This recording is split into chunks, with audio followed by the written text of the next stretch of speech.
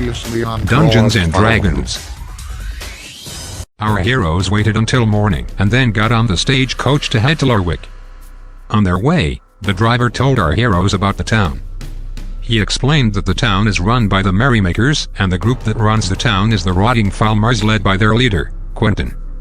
This new information caused our heroes to have a flashback to the manifest they found all the way back in Part 11 that mentioned the delivery of napalm to a mysterious Q, and also back to their conversation with Scurvy, where he explained that he wants our heroes to cause chaos so that the military can slip some men into the area without the pirates noticing. Our heroes arrived in Lurwick and immediately headed by the end that was precariously perched upon the cliff. However, before going inside, Duke and Bullant were still trying to figure out what the hell knife they found does. Once they give it enough blood, I'm sure something cool will happen. When checking into the inn, the innkeeper warned our heroes to avoid interacting with the men upstairs, and I'm sure our heroes will listen to him. For some reason, this inn has shared bathrooms, so our heroes introduced themselves to their bathroom buddy. He was a researcher named Nigel and was reading a book that was probably be a wolf. He informed our heroes that this area contains many caverns with ruins that contain other Globglobglobgalop runes, just like his book contains. While Duke was completely enthralled with the discussion with Nigel, Bullant and Chad immediately went and introduced themselves to the men upstairs. To their surprise, they saw a familiar face. It was Gimli, one of the traitors from the ship. Bullant heeded the innkeeper's advice and hid himself with a disguise in the darkness. Chad, on the other hand, went and sat down next to him to eat his dinner. Having not enjoyed Chad's company, Gimli and the pirates left the inn and went to return to their camp. Bullant swiftly followed them, but may have failed to inform our other heroes that he was doing so. Meanwhile, our other quote-unquote heroes, Duke and Chad, devised a plan to kidnap someone and force them to tell them where Quentin was. However, they may have gotten a little lost in the process.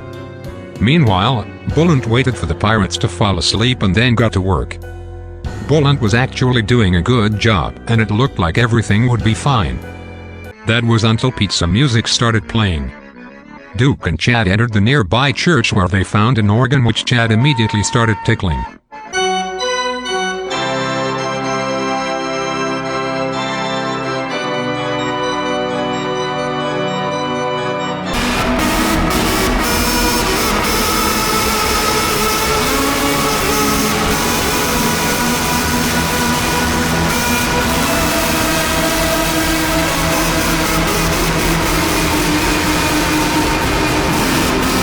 Was less than impressed. And if you think that was bad, they also found a giant bell of silencing which they promptly rang. They collectively managed to alert every living and soul in the camp. After a bit of charades, Duke threw a fireball at the newly formed mob. However, something went wrong and all of a sudden Duke disappeared. We are not quite sure where he went, but he finally managed to achieve his lifelong goal of meeting some ghosts.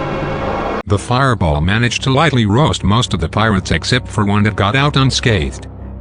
That was at least until Bullant stabbed him with a hell knife. Chad, having the desire to keep this man as a hostage, leapt from the tower to spare him. Together, Bullant and Chad managed to interrogate the man.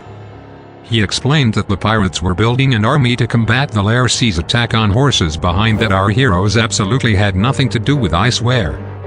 He also drew our heroes a lovely map so they could find Gimli, and also a hidden entrance to infiltrate the base unseen. Surprisingly, our heroes let him go in exchange for this information. And with that, our heroes prepared themselves to stealthily enter the base.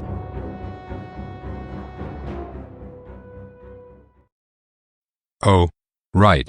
And that's when Duke reappeared from the void with many ghost stories to tell.